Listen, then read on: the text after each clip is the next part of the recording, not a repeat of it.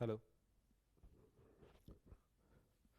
Hello everyone, welcome eight easy prep. उम्मीद कर रहा हूँ आप सभी लोगों की तैयारी बहुत बेहतरीन चल रही होगी। डियर स्टूडेंट्स, आज के इस वीडियो के अंदर हम बात करने वाले हैं कॉइन के केस में किस तरीके से प्रोबेबिलिटी की प्रॉब्लम्स को सॉल्व किया जाता है, एंड डाइस के केस में किस तरीके से प्रोबेबिलिटी की प्रॉब्लम्स को आप सॉल्व करने वाले हैं। तो आज हम कॉइन एंड डाइस को 360 डिग्री से हर एक पॉइंट उसके ऊपर स्टडी करने वाले हैं जो हमसे पूछा जा सकता है। चलिए वीडियो को आखिरी तक और बहुत ध्यान से जरूर देखिएगा। देखिए, सबसे पहले यदि हम लोग बात करें यहाँ पर, लेट्स से सपोज आपके पास में अगर एक कॉइन का प्रॉब्लम दिया जाता है और एक कॉइन की प्रॉब्लम पर अगर आप चर्चा करेंगे, तो आप सभी लोग जानते हैं कि अगर एक कॉइन से आप टॉस करेंगे तो ऐसी कंडीशन में आपके पास में दो केस बन सकते हैं। जो भी पॉसिबल केस होते हैं उसको लिखा जाता है सैंपल के अंदर। तो आपने कहा सर यदि मैं सैंपल लिखने जाऊं तो सैंपल क्या होने वाला है? सर या तो हेड आ सकता है या फिर टेल आ सकता है। इसे बोला जाता है पॉसिबिलिटी। कि सर जितनी भी पॉसिबिलिटी आप देख सकते हैं सारी की सारी आपने मेंशन कर ली है। अब आपको प्रोबेबिलिटी फाइंड करना है, तो आपने कहा कि सर जिस भी इवेंट की प्रोबेबिलिटी फाइंड करना है उस इवेंट को पहले डिफाइन कर दो। तो मैंने कहा एक इवेंट है ए। इवेंट ए का मतलब है अकरिंग हेड। हेड आने की प्रोबेबिलिटी बताओ। तो हमने कहा हेड आने की प्रोबेबिलिटी यानी what is the probability of happening event A. तो आपने कहा सर कितने क्या क्या पॉसिबिलिटीज है टोटल। तो मैंने कहा एक हेड है एक टेल है, तो टोटल दो पॉसिबिलिटी है। फेवरेबल कौन सी है? सर हेड आने की बात हो रही है, तो हमने बोला कि सर हेड ए की बार आ रहा है, तो यहां पर फेवरेबल ए की पॉसिबिलिटी है। तो टोटल अगर आप बात करेंगे प्रोबेबिलिटी ऑफ अकरिंग हेड या probability of happening event A, तो वो आपके लिए क्या बन जाएगा? 1/2। इसमें कोई कंफ्यूजन नहीं होना चाहिए किसी बच्चे को। इसी तरीके से अगर आप बोलते हैं सर एक इवेंट बी है जो हमसे पूछ रहा है टेल आने की प्रोबेबिलिटी बताओ। इवेंट बी का मतलब है टेल आना।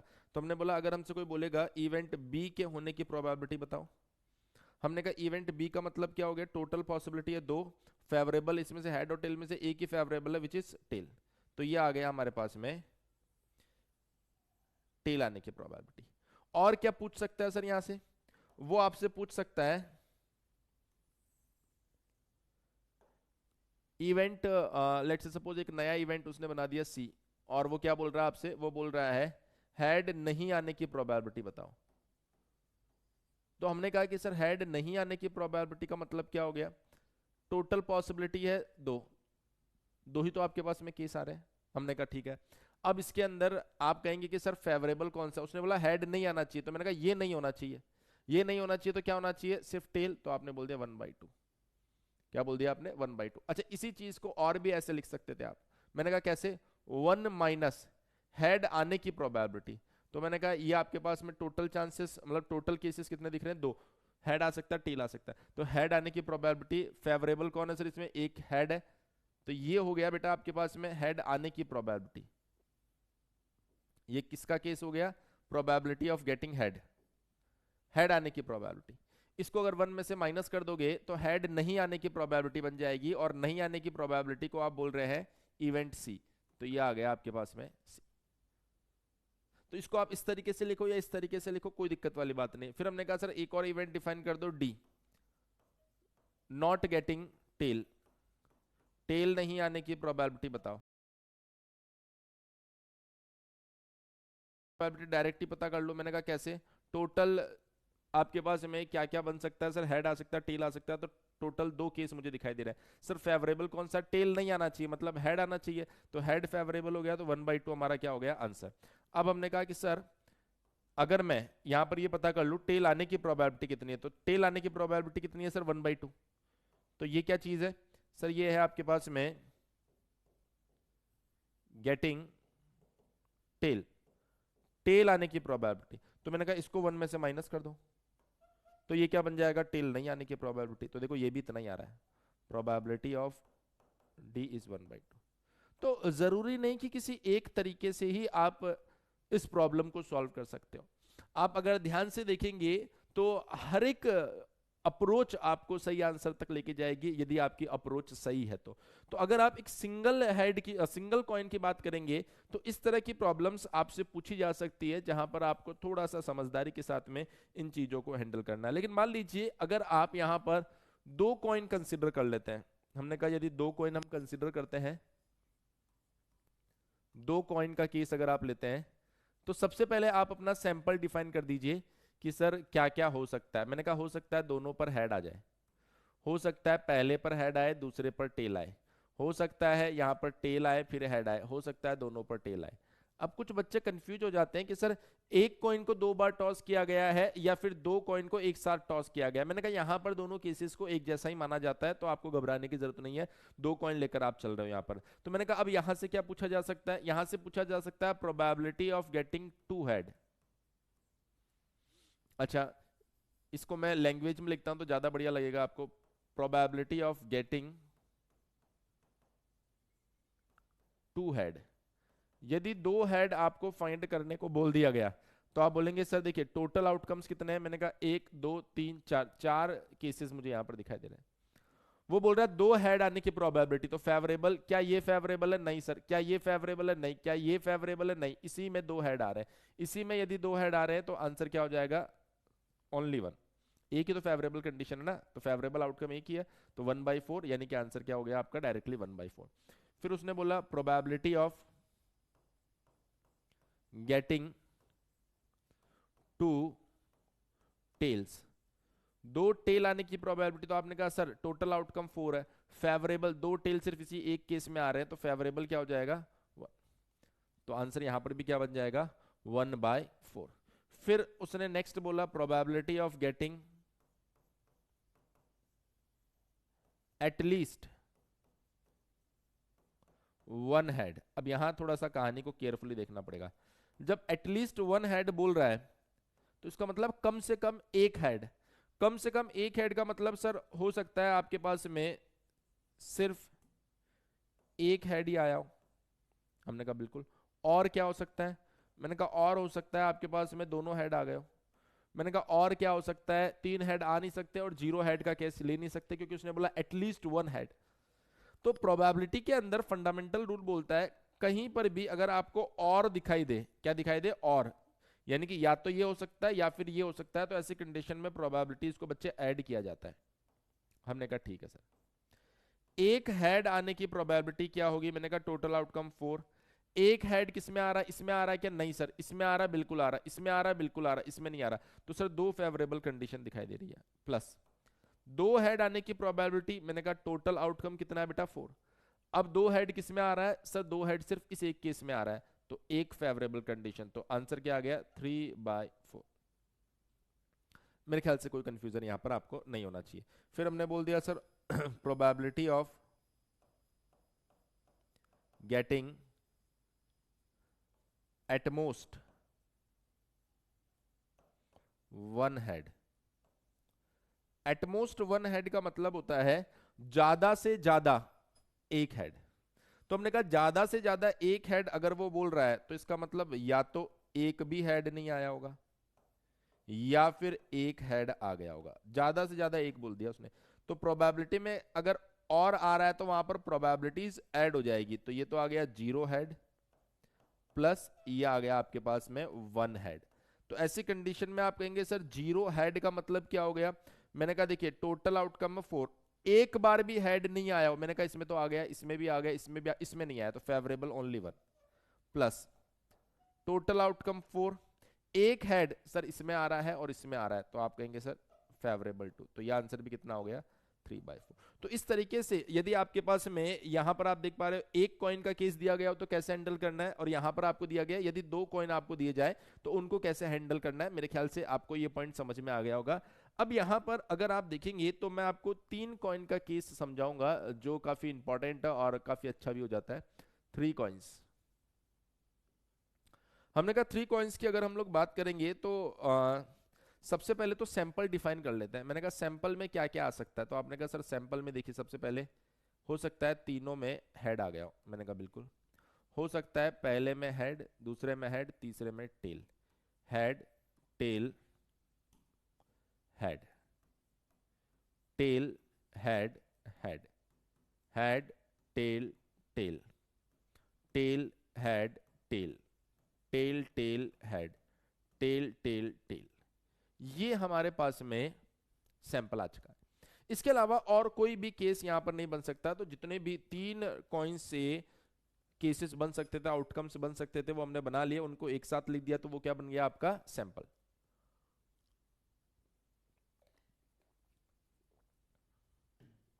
अब देखो बेटा, हमने कहा कि सर अब यहां से हमसे क्या क्या पूछ सकता है। सबसे पहले वो पूछ सकता है probability of getting one head, एक हेड आने की प्रोबेबिलिटी बताओ।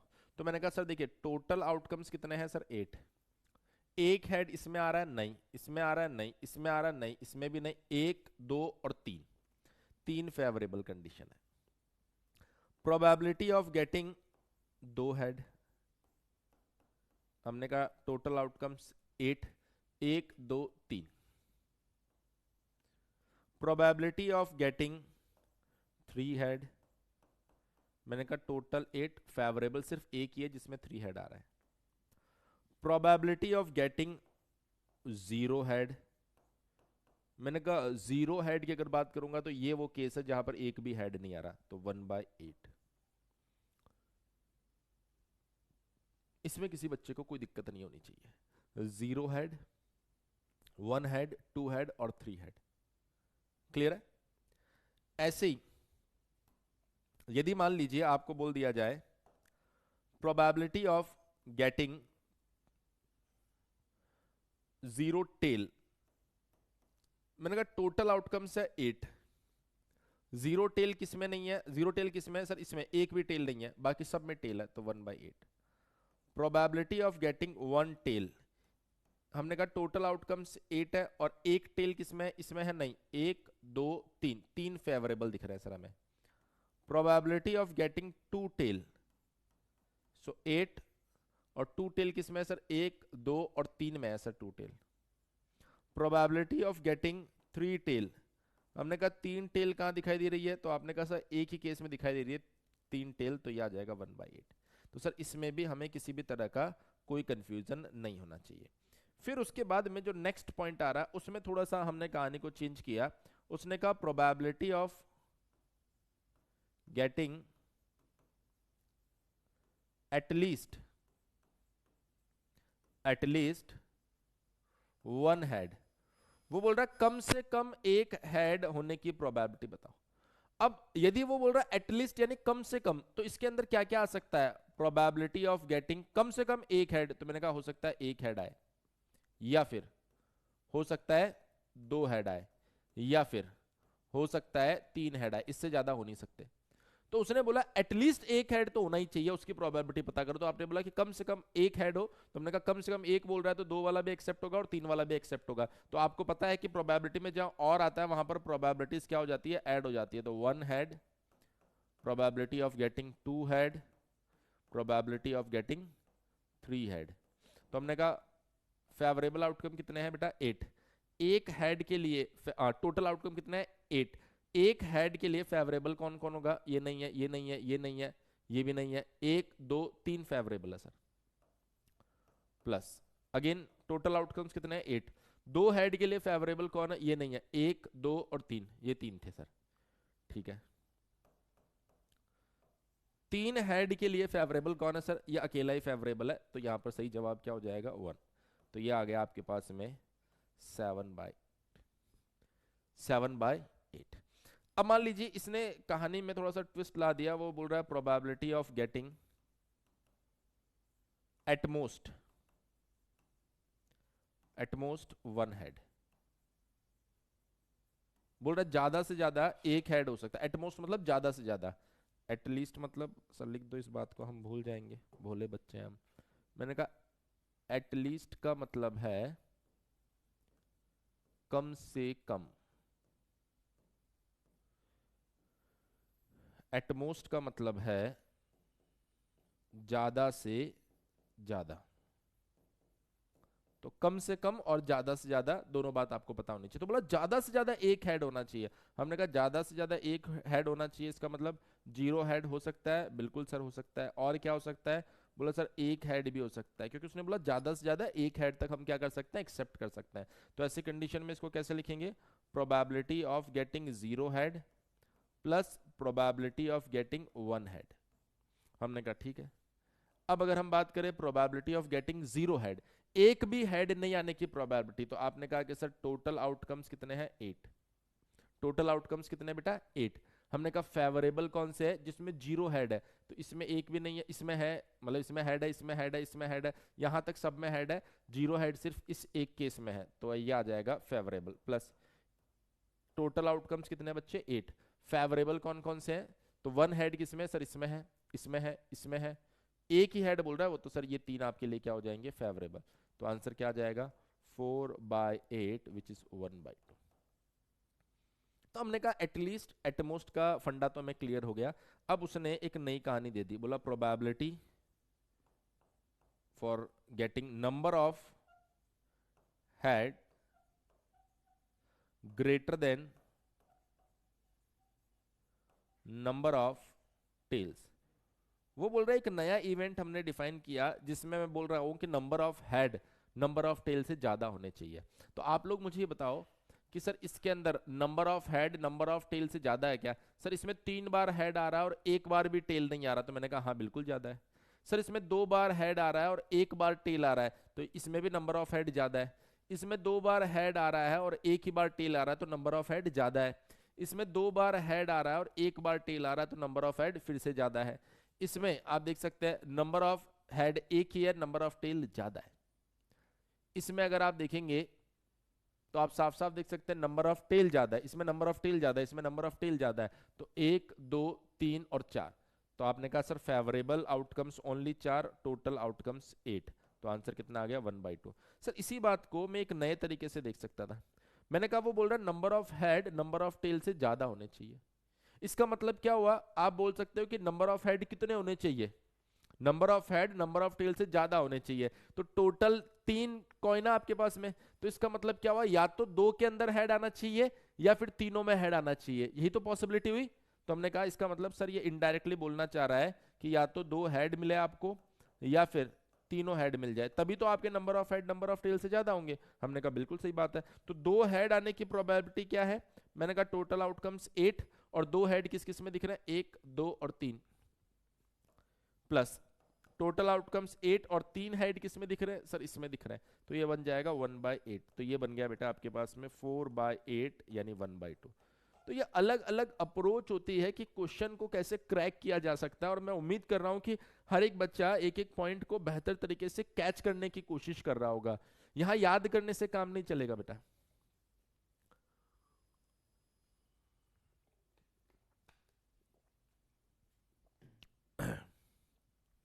यहां पर याद करने से बात नहीं बनेगी, यहां पर एक एक चीज को समझना होगा।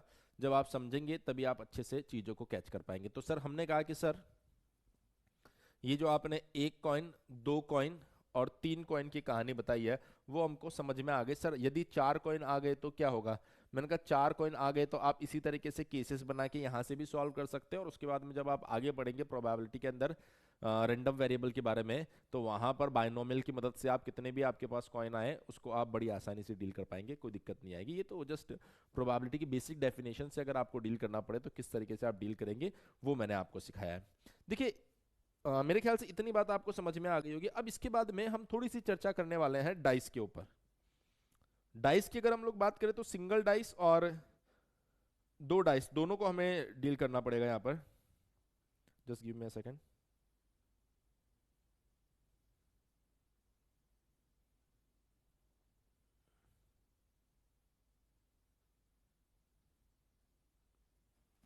चलिए तो डाइस की प्रॉब्लम को अब हम लोग समझने की कोशिश करते हैं। तो सबसे पहले मैं यहाँ पर कंसीडर करूंगा 1 डाइस। अगर आप एक सिंगल डाइस ले लेते हैं तो सर सिंगल डाइस में किस तरीके से सैंपल डिजाइन होता है, तो आप सभी लोग जानते हैं कि सर एक डाइस में टोटल 6 नंबर्स होते हैं। तो यही आपका क्या बन जाएगा 1 2 3 4 5 6, ये बन गया बेटा आपका सैंपल। अब कोई यदि आपसे पूछता है probability of getting 1, probability of getting 1 आने की प्रोबेबिलिटी बताओ, तो आपने कहा सर टोटल आउटकम है 6, 1 किस में आ रहा है सिर्फ इस एक केस में, तो फेवरेबल आउटकम कितना है सिर्फ 1, तो 1/6। सर अगर हमें कोई बोलता है प्रोबेबिलिटी ऑफ गेटिंग 2 आने की प्रोबेबिलिटी बताओ, तो मैंने कहा टोटल आउटकम है 6 और इसमें फेवरेबल आउटकम है ये वाला 2 आने की पूछ रहा है ना, तो ये कितनी बार आ रहा है सिर्फ एक बार, तो 1/6। इसी तरीके से अब आप डायरेक्टली लिख सकते हो सर 1 आने की प्रोबेबिलिटी, 2 आने की प्रोबेबिलिटी, 3 आने की प्रोबेबिलिटी, 4 आने की प्रोबेबिलिटी, 5 आने की प्रोबेबिलिटी और 6 आने की प्रोबेबिलिटी हमेशा बराबर होती है। और कितनी होती है? 1/6। जब आपके पास में सभी नंबर्स के आने की प्रोबेबिलिटी बराबर होती है तो उसी को हम क्या बोलते हैं बेटा? यहाँ पर एक फेयर डाइस। फेयर डाइस का मतलब ये हुआ कि जब भी आप थ्रो करोगे हर एक नंबर के आने की प्रोबेबिलिटी क्या हो जाएगी? यहाँ पर बराबर हो जाएगी। अब यहाँ पर क्वेश्चन को थोड़ा सा वो घुमा सकता है। कैसे घुमा सकता है? वो बोलेगा कि sir probability of getting an even number. अब अगर इवन नंबर फाइंड करने की प्रोबेबिलिटी हमसे पूछी जा रही है तो हमने कहा इवन नंबर फाइंड करने की प्रोबेबिलिटी क्या होगी? तो आपने कहा सर टोटल आउटकम्स तो 6 है। अब इवन कौन कौन है? मैंने कहा 2 है, 4 है और 6 है। तो 3 नंबर इवन है तो 3 हो गए फेवरेबल। तो आंसर कितना आ गया? 1/2। क्लियर है इतनी बात? हमने कहा ठीक है सर। ऐसे ही अगर वो बोल देता है probability of getting an odd number. अब यदि ऑड नंबर की हम लोग बात करें तो सर ऑड नंबर की प्रोबेबिलिटी क्या होती है? तो हमने कहा टोटल आउटकम से 6। फेवरेबल कौन कौन से? सर ऑड में फेवरेबल आता है 1, 3, 5। तो 3 नंबर हमारे पास में फेवरेबल है तो ये आ गया हमारे पास में 3 अगेन। तो आप कहेंगे सर ये बन जाएगा 1/2। ये क्या बन जाएगा आपके लिए? 1/2। मेरे ख्याल से ये पॉइंट भी सभी बच्चों को समझ में आ गया। तो एक डाइस को डील करना आपके लिए चैलेंज नहीं होता। लेकिन जब आपके पास में 2 डाइस आ जाते हैं तो वहां पर जो पॉसिबिलिटीज होती है वो बहुत सारी बन जाती है और वो थोड़ा सा आपको सिस्टमेटिक हैंडल करना होता है। कैसे हैंडल करोगे मैं यहाँ पर आपको समझाता हूँ। जैसे मान लीजिए कि ये मेरे पास में, सबसे पहले तो आपको पता होना चाहिए जब आपके पास 2 डाइस आ जाते हैं तो ऐसी कंडीशन में टोटल 36 आउटकम्स बनते हैं। और उन्हीं 36 आउटकम्स को मैं यहां पर आपको ड्रॉ करके बता रहा हूं। अच्छा मेरे पास तो टेबल का फीचर भी तो अवेलेबल है ना। ये लो, ये आ जा भाई टेबल। बस इतनी बन सकती है क्या? हाँ इतनी चाहिए हमको। ये विजिबल है क्या? अरे ये तो विजिबल ही नहीं है। तो कलर नहीं बदल सकता? हटाओ।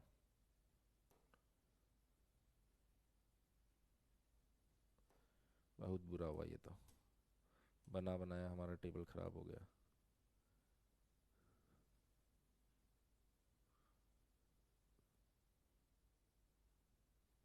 इस पर लिख के देखो क्या दिखाई दे रहा है? दिखाई तो दे रहा है। छोड़ो मजा नहीं आएगा ऐसे। हटाओ इसको। हट जा भाई, हमारी मैनुअल टेबल ही अच्छी है। तो हमने कहा सर आप तो ऐसे ही बना लो ताकि हमें प्रॉपर बढ़िया से विजिबल हो और हम इससे 4 बातें एक्स्ट्रा सीख सकें। अभी क्या कैमरा सेटिंग चेंज करनी पड़ेगी तब जाके वो विजिबल होगा। तो हम क्यों उसमें समय ख़राब करें, इतने में तो हम बढ़िया सा कॉन्सेप्ट सीखेंगे।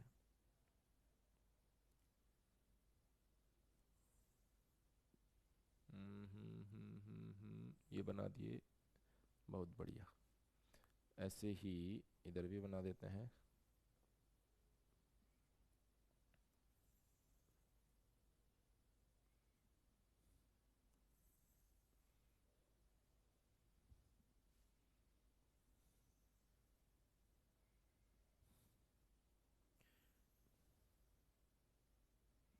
क्लियर इतनी बात? तो हमने कहा कि सर वो जो टोटल आपके पास में पॉसिबिलिटीज की जो आप बात कर रहे हो 36 पॉसिबिलिटीज या 36 आउटकम्स होते हैं वो कौन कौन से होते हैं? तो मैंने कहा देखो ऐसे बनाना पड़ेगा आपको 1 2 3 4 5 6। सिमिलरली यहाँ पर 1 2 3 4 5 और ये बन जाएगा 6। क्लियर है इतनी बात? हमने कहा सर बिल्कुल परफेक्ट है। अब देखिए 1 और 1 जो है उससे मिलकर एक पॉसिबिलिटी बनी 1 1। यहाँ से क्या बन रहा है सर? यहाँ से बन रहा है 1 2। यहाँ से क्या बन रहा है? 1 3। यहाँ से क्या बन रहा है? 1 4। यहाँ से क्या बन रहा है? 1 5। यहाँ से क्या बन रहा है? 1 6। सिमिलरली यहाँ से क्या बन रहा है? 2 1। यहाँ से बन रहा है 2 2। यहाँ से बन रहा है 2 3। यहाँ से बन रहा है 2 4 2 5 2 6। परफेक्ट। अगर यहां से आप देखेंगे तो ये बनेगा 3 1 3 2 3 3 3 4 3 5 3 6। उसके बाद में यहां पर आएगा 4 1 4 2 4 3 4 4 4 5 4 6। इसी तरीके से यहां पर अगर आप देखोगे तो ये आ जाएगा 5 1 5 2 5 3 5 4 5 5 5 6। सिमिलरली अगर आप देखेंगे यहां पर तो ये बन जाएगा 6 1 6 2 6 3 6 4 6 5 6 6। ये वो टोटल 36 पॉसिबिलिटीज है बच्चे जो आपसे पूछी जा सकती है। पूछी कैसे जाएगी? अब देखिए, दो डाइस के केस में प्रॉब्लम कैसे पूछी जाती है। बहुत सी बार आपसे पूछा जाता है प्रोबेबिलिटी ऑफ गेटिंग सम 2 या सम 4 या सम 8। तो आप अगर इसको ध्यान से देखें तो आपको एक बहुत अच्छा एनालिसिस इसमें देखने को मिलेगा कि जब आप यहां पर देखते हैं, इसको अगर आप देखेंगे, जब आप इसको देखेंगे, जब आप इसको देखेंगे केयरफुली, सिमिलरली इसको ऑब्जर्व करेंगे, तो ये जो ऑब्जर्वेशंस है यहां से बहुत कुछ मिल रहा है। कैसे मिल रहा है? अभी आपको कुछ बच्चे देख पा रहे होंगे, कुछ बच्चे जब मैं बताऊंगा तभी देख पाएंगे।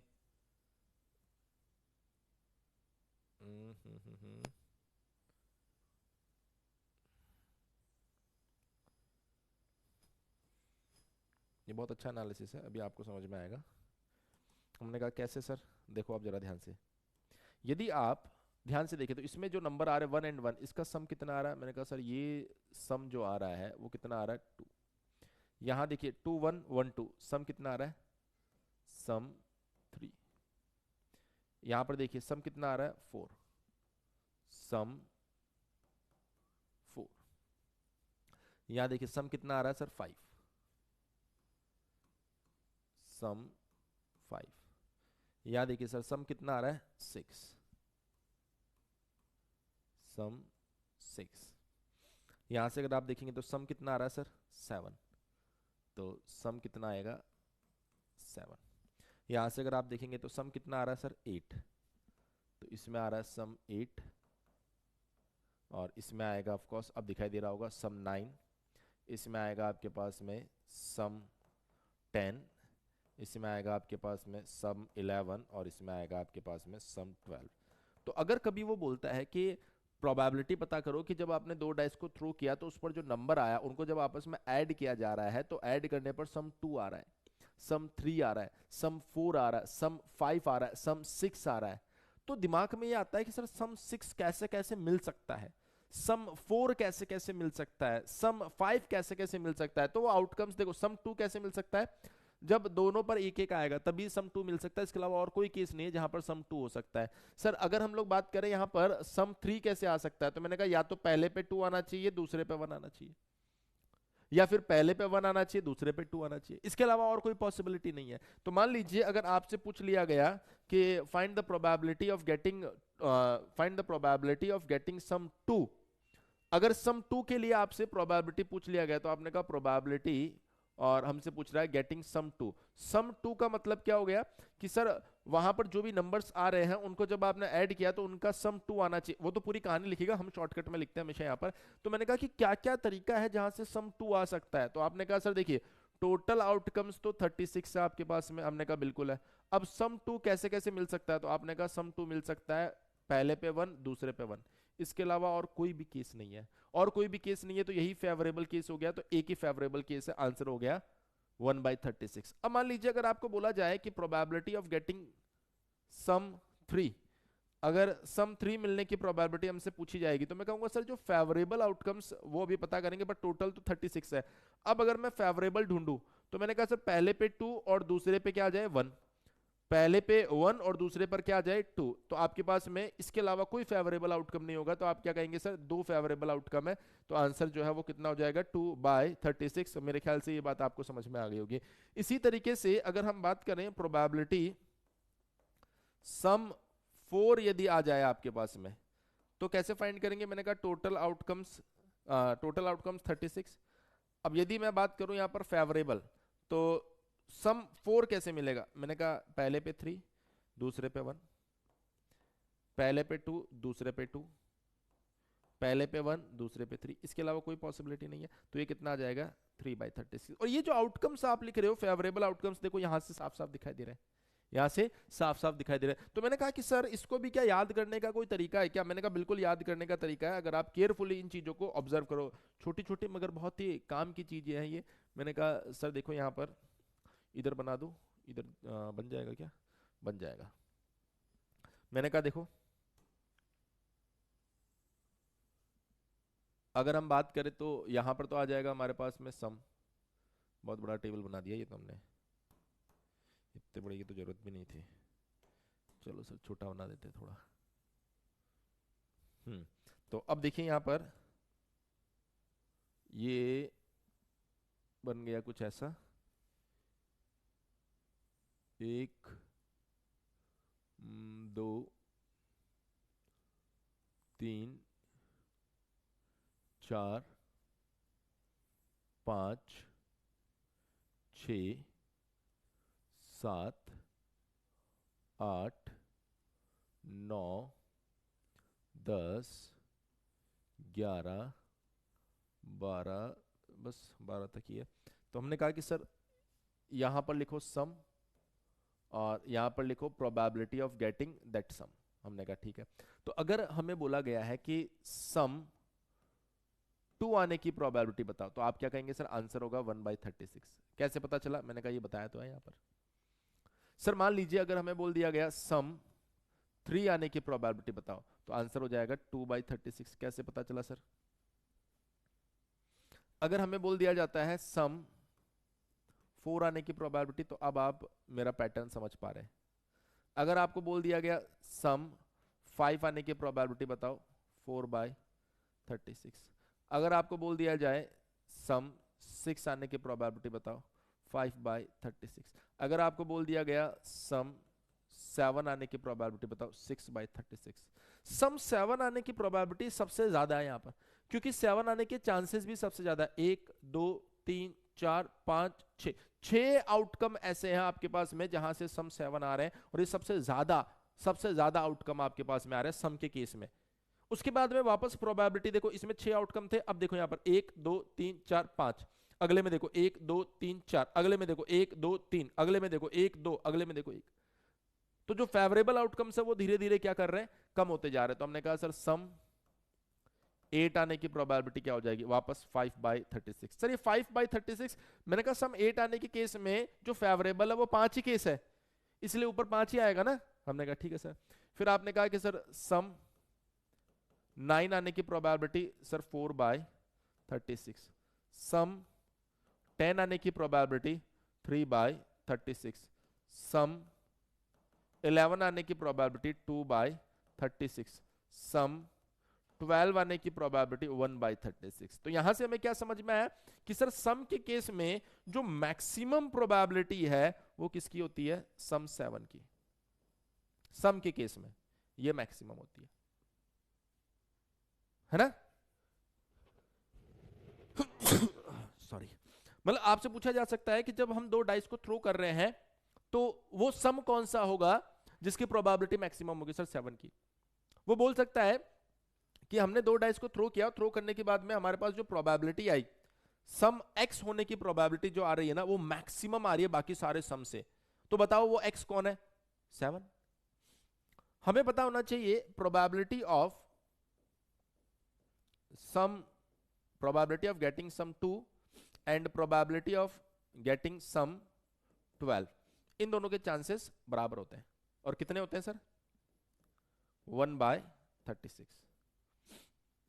probability of sum 3 and probability of sum 11 बराबर होते हैं कितना 2/36। Probability of getting sum 4 and probability of getting sum 10 बराबर होते हैं कितने 3/36। Probability of getting sum 5 and probability of getting sum 9 बराबर होता है कितना 4/36।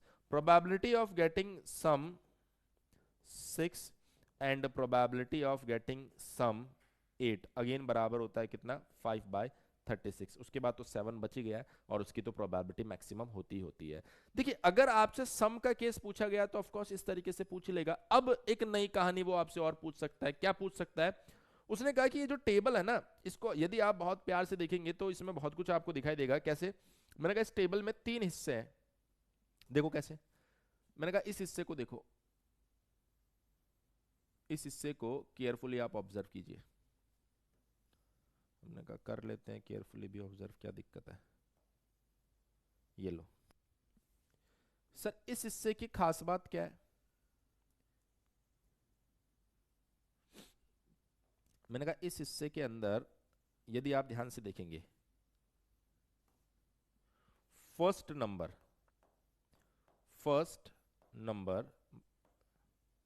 Is greater than, first number is, अरे यार, first number is greater than second number आ रहा है। हमने कहा हाँ ये बात तो सही कही आपने। क्या आ रहा है? सेकंड नंबर आ रहा है। हमने कहा ठीक है। उसने कहा कि अब इसको देखो आप ध्यान से,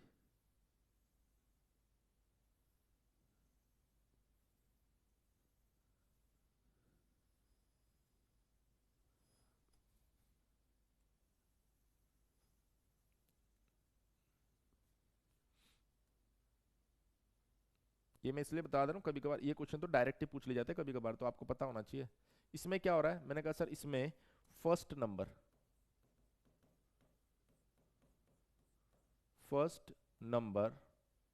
is less than second number, first number is less than second number. और ये जो सीमा रेखा आपको यहां पर दिखाई दे रही है, जो आपने यहां पर बना रखी है, उसको देखो जरा ध्यान से। ये बाउंड्री जहां से आप दोनों पार्ट को अलग कर रहे हो,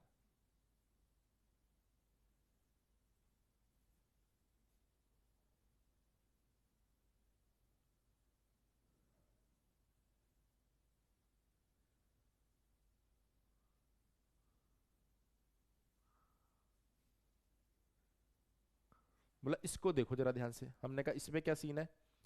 फर्स्ट नंबर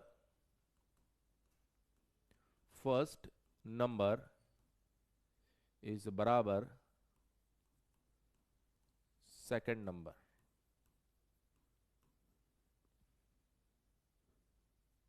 दोनों क्या है यहां पर? बराबर है। तो सर अब यहां से क्या पूछ सकता है वो? यहां से हमसे पूछ सकता है वो, हमसे पूछेगा probability that first number is greater than second number. वो बोलेगा जब आपने 2 डाइस को थ्रो किया था तो पहले डाइस पर जो नंबर आ रहा है वो दूसरे वाले डाइस से ज्यादा हो। हमने कहा सर देखो, पहला नंबर ज्यादा हो, टोटल आउटकम्स 36 है ये तो हम जानते हैं, पहला नंबर बड़ा हो दूसरे से, इसके कितने चांसेस है? 1 2 3 4 5 6 7 8 9 10 11 12 13 14 15 15 ऐसे केसेस है जहां पर आपके पास में पहला नंबर बड़ा है दूसरे से। Divide by total outcomes. हमें बोला गया प्रोबेबिलिटी, फिर बोल रहा है सेकंड नंबर, या बोल सकते हो first number is less than second number. पहला नंबर अगर सेकंड नंबर से छोटा हो, तो ऐसी कंडीशन में मैंने कहा पहला नंबर अगर दूसरे नंबर से छोटा है तो क्या करना पड़ेगा? मैंने कहा कुछ नहीं करना है, ध्यान से देखो इसको। ऐसे कितने केस है जहां पर पहला नंबर दूसरे से छोटा है? तो मैंने कहा 1 2 3 4 5 6 7 8 9 10 11 12 13 14 15 15 केस है सर ऐसे। तो अगेन आप कहेंगे sir it is 15 divided by 36। फिर उसने बोला next case sir, first number is equals to second number. First number is equals to second number, पहला नंबर और दूसरा नंबर क्या हो जाए? बराबर हो जाए। हमने कहा अगर पहला नंबर और दूसरा नंबर बराबर, टोटल आउटकम्स तो 36 है। ऐसे कितने केस है जहां पर पहला और दूसरा नंबर क्या हो गया? बराबर हो गया। तो हमने कहा 1 2 3 4 5 6। सर ऐसे सिर्फ 6 केस है। अगर 6 केस है तो 6 divided by 36 which is 1/6। Sir ये वो केसेस है जहां पर आपसे क्वेश्चंस बनाए जा सकते हैं 2 डाइस पर। अब और उसको अगर पूछना तो वो क्या बोलेगा? Sir what is the probability of getting sum of both numbers is an odd number और इवन नंबर, ऐसा भी बोल सकता है वो। तो हमने कहा कि सर अब कहां चले, अगली स्लाइड पे चले। तो अगर वो बोल देता है प्रोबेबिलिटी सम जो आ रहा है वो एक इवन नंबर, तो हमने कहा इवन नंबर हो इसका मतलब सम क्या क्या हो सकता है? तो आपने कहा सर सम हो सकता है 2, और क्या हो सकता है? सम हो सकता है 4, और क्या हो सकता है? सम हो सकता है 6, और क्या हो सकता है? सम हो सकता है 8, और क्या हो सकता है? सम हो सकता है 10, और क्या हो सकता है? सम हो सकता है 12। आपको बताया गया है जहां पर भी और दिया दिखाई दे रहा है प्रोबेबिलिटी में, वहां पर हम प्लस कर देंगे। तो मैंने कहा सम 2 होने की प्रोबेबिलिटी सर वो तो हमको पता है 1/36, क्लियर है। प्लस 4 होने की प्रोबेबिलिटी 3/36, 6 होने की प्रोबेबिलिटी 5/36। सर कैसे लिख रहे हो? मैंने कहा मैंने ऑब्जर्व किया यहाँ 2 है तो यहाँ 1 है, यहाँ 3 है तो यहाँ पर 2 है, यहाँ 4 है तो यहाँ 3 है, यहाँ 5 है तो यहाँ 4 है, यहाँ 6 है तो यहाँ 5, यहाँ 7 है तो यहाँ पर 6, यहाँ तक का तो मुझे याद है। फिर 8 में वापस रिवर्स हो जाता है। 8 में क्या हो जाता है? वापस रिवर्स हो जाता है। मतलब ये मैक्सिमम इधर से कम होता है और इधर से भी कम होता है। तो ये मेरे दिमाग में थोड़ा सा सेट है। तो हमने कहा सर सम 6 होने की प्रोबेबिलिटी ये आपने लिखी थी, 8 होने की प्रोबेबिलिटी अब 7/36 मत लिख देना, फिर से 5/36, फिर से 3/36, फिर से 1/36। हमने कहा सर इसको अगर मैं सॉल्व करना चाहूं तो मैंने कहा ये आ जाएगा 36, यहां पर क्या आ रहा है? 1 + 3 + 5 + 5 + 3 + 1। देखो कितना आ रहा है? ये आ रहा है सर हमारे पास में 10 16 18, 18/36। तो इट इज ऑलमोस्ट 1/2, ऑलमोस्ट क्या एग्जैक्टली 1/2। सर अगर मान लीजिए उसने थोड़ा सा चेंज कर दिया और बोलता है प्रोबेबिलिटी ऑफ सम ऑड, सम के ऑड होने की प्रोबेबिलिटी बताओ। तो आप कहेंगे सर क्या सम 1 हो सकता है? मैंने कहा नहीं सर, सम हो सकता है 3, और सम हो सकता है आपके पास में 5, और सम हो सकता है आपके पास में 7, और सम हो सकता है आपके पास में 9, और सम हो सकता है आपके पास में 11। ये केसेस हो सकते हैं। मैंने कहा ठीक है। तो यहां पर कितना केस बन जाएगा? 2/36 बन जाएगा। हमने कहा और है इसलिए प्लस, यहाँ 5 है तो यहाँ कितना आ जाएगा? 4/36। सर ये 4/36 कैसे आ रहा है? अरे भैया पुरानी स्लाइड देखो, सब कुछ बहुत अच्छे तरीके से बताया मैंने उसमें। और है इसलिए प्लस, सम 7 होने का मतलब है 6/36, यहां पर फिर से 4/36। सम 9 होने का प्रोबेबिलिटी 4/36 होता है, पिछली स्लाइड पर बता रखा है। 11 होने का प्रोबेबिलिटी 2/36 होता है।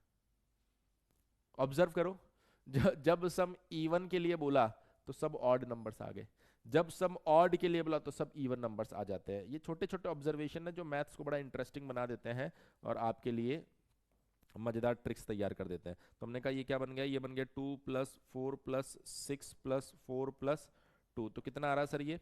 मैंने कहा ये आ गया 10 10, there is a little bit mistake, let's see. तो ये कितना आ रहा है? 6 10 10 और 8 18, परफेक्ट, 18/36। तो आंसर कितना आ जाएगा? 1/2। सर और क्या पूछ सकता है? अब देखो, और वो कहानी को जितना खराब करना चाहेगा वो बोल देगा find the probability of some greater then 8। अब 8 से ज्यादा होना चाहिए सम, तो क्या क्या हो सकता है? हमने कहा सर सम 9 हो सकता है, और सम 10 हो सकता है, और सम 11 हो सकता है, और सम 12 हो सकता है। इससे ज्यादा नहीं हो सकता, ध्यान रखना कहीं 13 14 लिखते चले जाओ ना। हमने कहा सर इसको कैसे सॉल्व करें? मैंने कहा सम 9 होने की प्रोबेबिलिटी क्या है? 7 पर मैक्सिमम होता है 6/36, तो 8 पर 5/36, तो 9 पर 4/36, 3/36, 2/36, 1/36। बेस्ट सर, कितना आ गया? 36। ऊपर क्या आ जाएगा? 4 + 3 + 2 + 1, कितना आ रहा सर? ये 10/36। अब मान लो उसने, आप इसको और सिंप्लीफाई कर सकते हो 5/18, वो आपकी चॉइस है।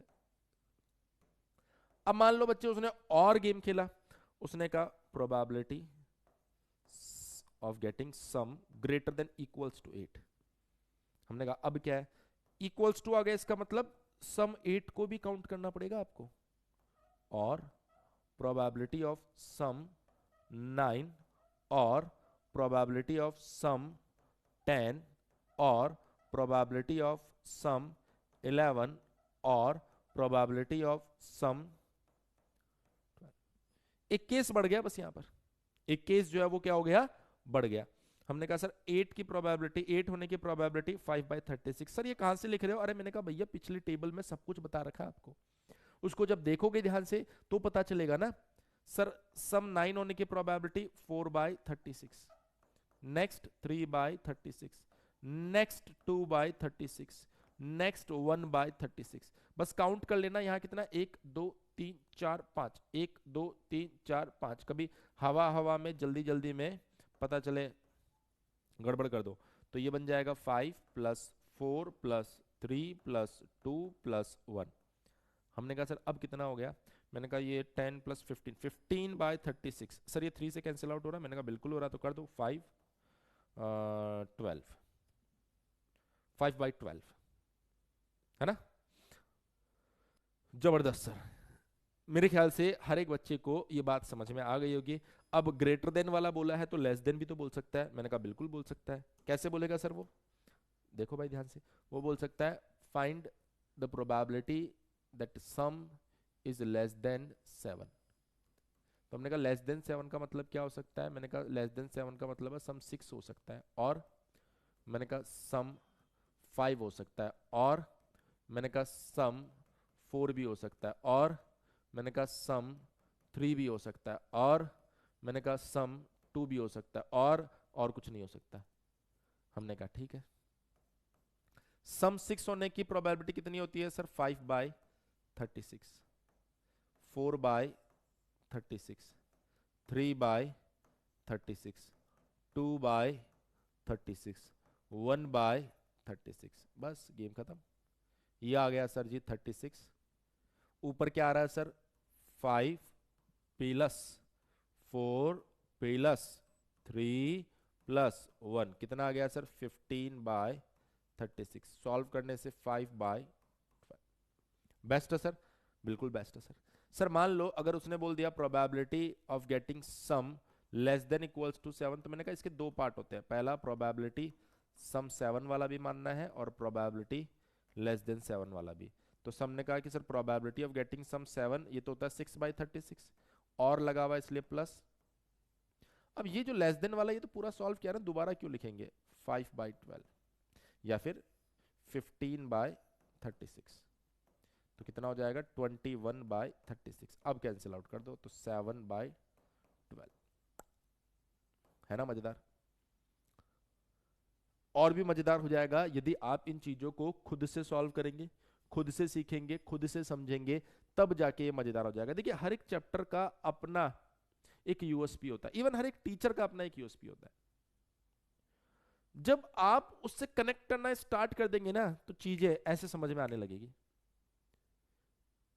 इसलिए जरूरी है कि जब भी आपको ऐसा लगे कि सर ये तो कैसे लिख रहे हो आप, पता ही नहीं चल रहा, तो रुक जाओ, सांस लो, और उसके बाद देखो जो पिछली बार लास्ट स्लाइड में सर ने पढ़ाया वो समझ में आया। हमने कहा समझ में आया, तो फिर रुक जाओ और उसकी मदद से खुद लिखने की कोशिश करो। जब आप खुद से लिखने लगोगे ना, तब आपको लगेगा यार ये तो बहुत आसान है। और प्रोबेबिलिटी एक ऐसी चीज है जिसको याद नहीं किया जा सकता, जिसको समझा जा सकता है। जैसे मैंने आपको सबसे पहले तो ये पूरा पूरा का पूरा टेबल समझाया, मैंने कहा देखो सब इसी में छुपा हुआ है, सब इसी के अंदर छुपा हुआ है। अगर इसको बेस्ट तरीके से समझ लोगे तो कहां पर आप देखेंगे पहला नंबर छोटा है, कहां पर दूसरा नंबर छोटा है, कहां पर दोनों बराबर है, कहां पर सम 2 आ रहा है, कहां पर सम 3 आ रहा है, वो पूरा का पूरा इस टेबल के अंदर मैंने आपको समझा दिया है। और यही इस टॉपिक की खूबसूरती है कि अगर एक बार आप समझ जाएंगे ना, तो एक एक दो दो लाइन में आपको आंसर लिखने होते हैं। लेकिन अगर आप समझेंगे नहीं तो आप सिर्फ देखते रह जाएंगे। इसलिए ऐसे टॉपिक्स में आप समझने के बाद क्वेश्चन को, टॉपिक को खुद से अपने आप को एक्सप्लेन कर दीजिए एक बार। अपने आप को अगर आप एक्सप्लेन कर देंगे ना, तो 100% आपकी उस टॉपिक के ऊपर कमांड हो जाएगी। अभी प्रोबेबिलिटी के अंदर बहुत सारे केसेस, बहुत सारी चीजें आपको जाननी है, जो हम आगे आने वाले लेक्चर्स के अंदर डिस्कस करेंगे। Thank you so much. उम्मीद कर रहा हूं आप सभी लोग इन क्लासेस को एंजॉय कर रहे होंगे। Once again thank you so much.